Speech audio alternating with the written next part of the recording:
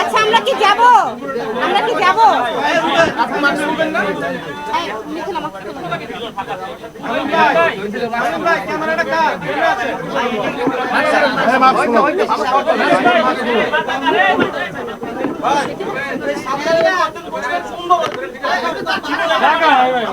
আমাকে হিরো আলম সাহেব অপবাদ দিয়েছিল, আমি তার বাবার দেখাশোনা করিনি, এই জন্য আমাকে বয়কট করেছিল।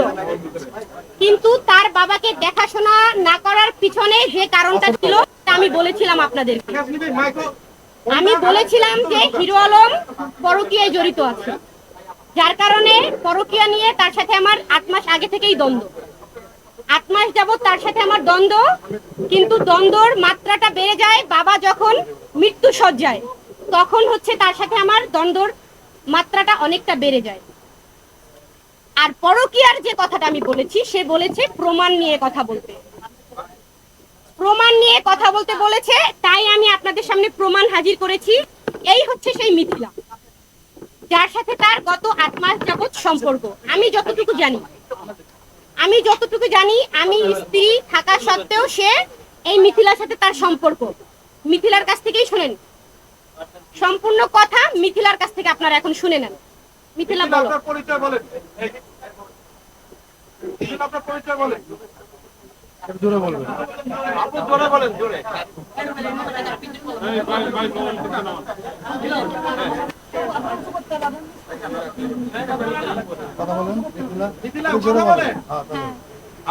আচ্ছা আমি আরেকটু বলি, মিথিলা কিন্তু বগুড়াতেই ছিল।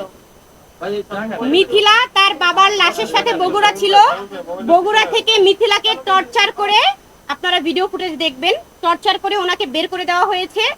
ইভেন আমি হচ্ছে তাকে তার পাশে দাঁড়িয়েছি, আমি তার পাশে না দাঁড়ালে সে বলেছে সে সুইসাইড করে ফেলতো। তার মুখ থেকেই আপনারা শুনেন।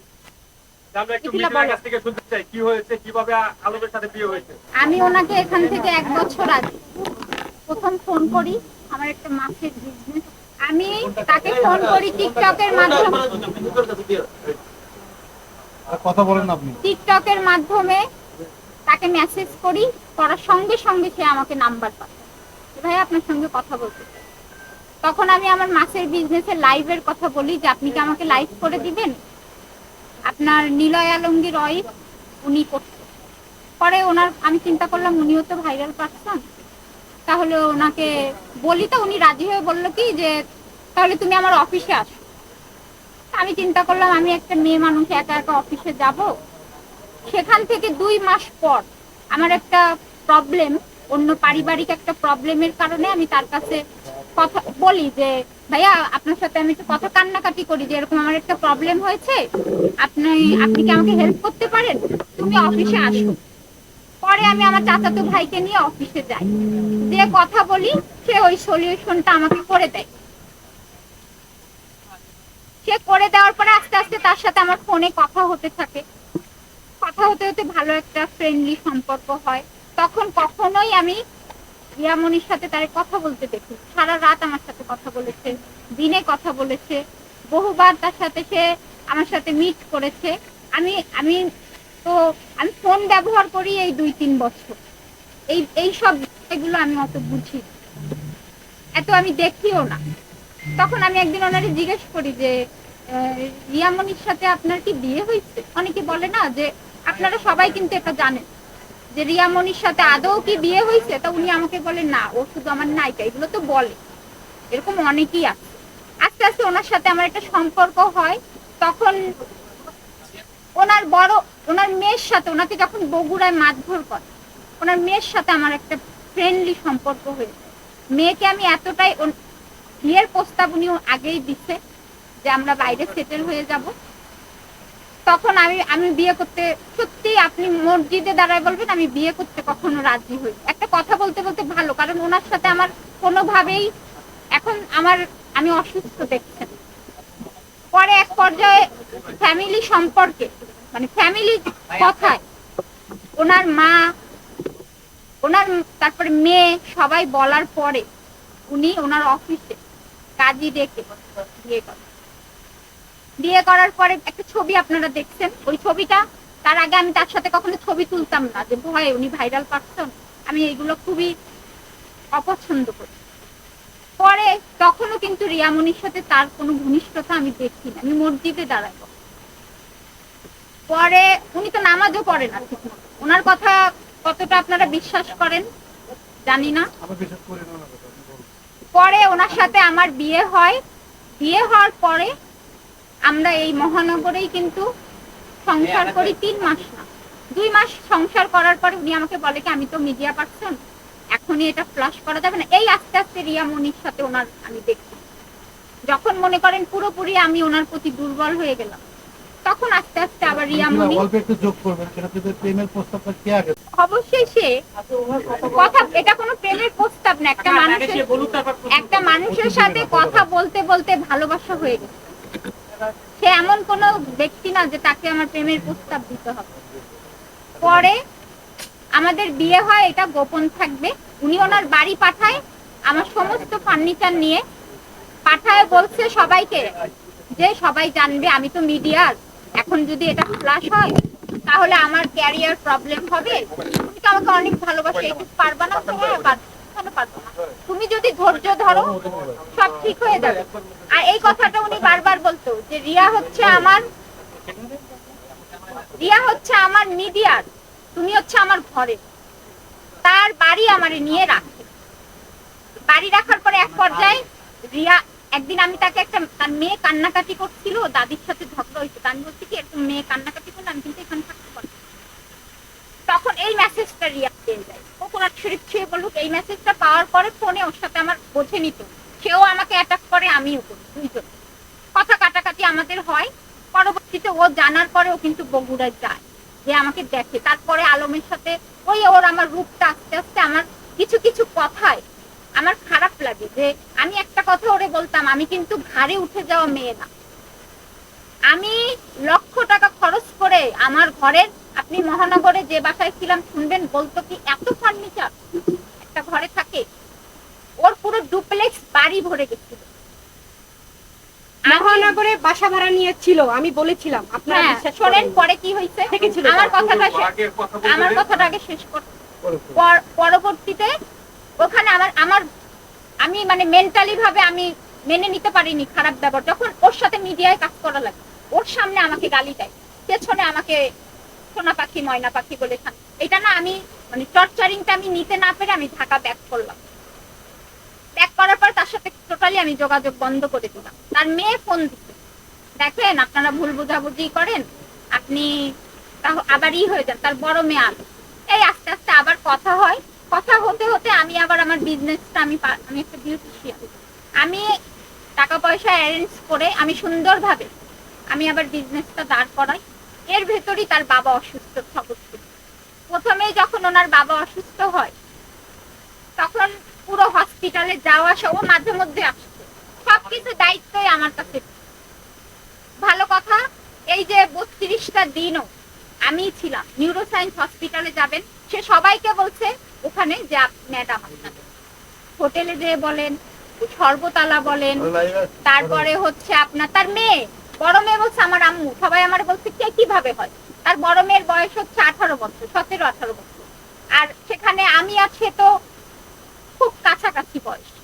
তা আমি বলতাম ওনার প্রথম ওয়াইফে, কিন্তু আমাকে মায়ের মতো ভালোবাসে। আমি ওকে, ওর আর আমার বন্ডিংটা যে কতটা ভালো সেটা আপনারা নিউরোসায়েন্স হসপিটালে 6 তলায় যে আয়া থেকে বুয়া থেকে সবার কাছে জিজ্ঞেস করেন। সে যে আমাকে এখনো পর্যন্ত, কালকে রাত পর্যন্ত বলতেছে যে জান তুমি একটু চুপ হয়ে থাকো, আমি সব ঠিক করে নেবো। আমি কি বলবো, রিয়া ছেড়ে দেবো, তারপরে বলবো এই মেয়ে নিয়ে এই হয়েছে, এখন আমার বিয়ে করতে হবে। কিন্তু আমি না মেন্টালি ভাবে ওই বাসায় বাবা মারা যাওয়ার পরে প্রতিনিয়ত না ওই টর্চারিং হচ্ছিলাম, আমি নিতে পারতেছিলাম না যে পরকীয়া নাই। এই কথাটা আমি না নিতে পেরে আমি না বাসায় অস্থির হয়ে যাচ্ছিলাম, আমার বুক ব্যথা করতো, খারাপ লাগতো। সমাজের কাছে আমি কি এই কথাটা নিয়ে ওর সাথে আমার তর্কতর্কি হয়ে আমাকে প্রচুর পিটাইতো। রিয়ার সাথে, রিয়া আমারে ফোন দেয়, প্রথম ফোন কিন্তু রেকর্ডিং হয়নি। রিয়া তুমি যে ফোন দিছিলা, পরে কিন্তু আমি তোমার, যে রিয়ার সাথে আমি কথা বলছি ও আমারে কি বুঝাইছে, আমি তো এত কিছু বুঝি না। রিয়ার সাথে কথা বলে ফোন আমরা কেটে দিই। ও এসে আমাকে ফোন দেওয়াইছে, ও আমাকে দিয়ে বলাইছে, তার ভিতরে আমি ভুল বললে আমাকে পিটাইছে। রিয়া বলছে তোমার পাশে কি ও আছে, ও একটু বাজে ভাবে বলছে, সামনে তাকাই কথা বলি, সামনে বাজে ভাবে বলছে যে তোমার পাশে কি ও আছে, রিয়া বলছে। পরে ও আমার সাথে ই করে, ওর সাথে আছে আলামিন আর হচ্ছে সেলিম, সারা রাত জেগে এডিটিং করে কেটে কেটে, এদের অভ্যাস কি, আমি যে গালি দিচ্ছি আমি তো একটা গালি শুনছি তারপরে দিচ্ছি, রাইট? ওরা কি করে, কেটে কেটে এরা মিডিয়ায় প্রচার করে। ভাই আমি মিডিয়ার মেয়ে না, আজকে এখানে আসতেও চাইনি। এখন সে আমার একটাই কথা, সে যদি অস্বীকার করে যে আমি তার বউ না, তাহলে সে ধর্ষক। আপনাদেরকে আমি দেখাই, এই দেখেন। তারপর আরো হসপিটালের ঘটনা বলছি। এখন ধামাচাপা দেওয়ার জন্য আপনাদের মিডিয়ার ভয়ে, সে কিনা স্বীকার করছে আপনার না কাছে? আমার কাছে সে না স্বীকার করে না, কিন্তু সে বলছে এখন আমি স্বীকার করতে পারবো না সমাজের কাছে। আমি অসুস্থ হয়ে পড়লাম, ও আমারে কি বললো, কি কথা শোনেন আগে আমার, ও আমাকে বলছে যে জান তুমি কিছুদিন ঢাকায় থাকো, পরিস্থিতি ঠান্ডা হলে তুমি বাড়ি চলে আসো। ও আমাকে নিয়ে গেল বাস স্ট্যান্ডে, বাস স্ট্যান্ডে যাওয়ার ওখানে আমি সেন্সলেস হয়ে পড়ছি। পরে ওর খালা আমাকে নিয়ে হসপিটালে গেল সন্ধ্যায়, যাওয়ার পরে বললো কি আমি ওই প্রেগনেন্সি বাবু নষ্ট করায় ওর মেয়ের মন খারাপ হয়ে গেছে, ডাক্তার আমার নিষেধ করছে যে এবার যদি তুমি নষ্ট করো তাহলে কিন্তু তুমি বাঁচবা না। আমার চেহারা দেখে তো বুঝতেছে ওর মেয়ের মন, বড় মেয়ের মন খারাপের জন্য আমি এমএম কিট খাই। তারপরে এই 3-4 মাস ধরে না আমি তো ব্লিডিং হয়েই যাচ্ছে, আমি ওই ওর বাবারে নিয়ে দৌড়াদৌড়িতে আমি নিজের দিকে খেয়াল করি। পরে হ্যাঁ প্রমাণ দেখাচ্ছি। পরে হচ্ছে ওনারা কি করলো, আমাকে আলিফ ক্লিনিক, ওনার মা বলছে কি সরকারি হসপিটালে নাও, আলম বলছে ও যাবে না, সরকারি হসপিটালে চিকিৎসা নেবে না। পরে আলিফ ক্লিনিকে ওর খালা নিয়ে গেল, নেওয়ার পরে আলোচনা করে বলছে কি যে ফুল থাকে না ওইটা রয়ে গেছে, ওটা ইনফেকশন করেছে, ইমিডিয়েটলি ওইটা হচ্ছে ডিএনসি করাইতে হবে। ওই রাত্রেই ও ঢাকায় আসলো আর বললো কি আমি যে টাকা পাঠাই দিচ্ছি তুমি সকালেই ভর্তি হয়ে যাও। আমি ভর্তি হইলাম, ওখানে ডিএনসি করার পর বাসা আসলো। তার আগেও আমাকে অনেক মারধর করছে, এই ব্যাপারগুলো নিয়ে আমি টর্চারিং, মানে ভিডিও আপলোড এগুলো নিয়ে আমি খুবই ডিস্টার্ব ছিলাম। আমারে এখানে মারা, মাজায় মারা, পিঠে মারা, ওর মাটা সবার সামনে। ওদের এখন একটাই গায়ে জ্বালা, ওর মা ফ্যামিলি সবার, যে আমি একটু সরে যাই, কারণ তাদের ছেলেকে এই ব্যাপারটা নিয়ে ওকে ব্লেম দাও, এই ব্যাপারটা নিয়ে হচ্ছে তাদের ছেলেকে বাঁচাইতে হবে। কিন্তু আমি তো একটা অসুস্থ, আমি আসার পরে আমি ঘুরে ঘুরে পড়ে যাই। তারপরে শোনেন, ও আমারে বললো ও ঢাকায় চলে আসলো, হসপিটালে ওরে নিলে একটা হই হই হবে, আমি সব মেনে নিচ্ছি। হসপিটালে যাওয়ার পরে এই দেখেন আমার ওষুধগুলো আমি খাইও নি, এখনো খেতে পাচ্ছি না, খাবারই খেতে পাচ্ছি না। 10-12 টাকার ওষুধ আমি কিভাবে খাই?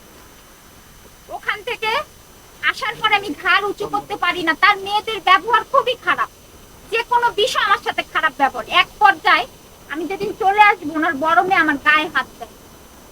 এই কথা ওরে যে আমি ভালোবাসি, পুরো নিউরোসায়েন্স হসপিটালে বলবেন।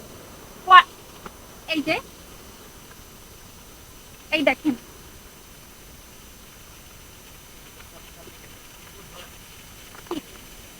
এগুলো আপনার ছবি নিয়ে নিয়েন। এই যে দেখেন আলম, আর ওখানে আপনি আলিফ ক্লিনিকে যে সিগনেচার ওর বড় মেয়ে করছে, ও তো চলে আসছে ঢাকায়, আর ওর খালা সিগনেচার করতে পারে না, আলো সিগনেচার করছে, যে মেয়ে। ওরা কিন্তু রাতকে দিন করতে পারে, দিনকে রাত করতে পারে।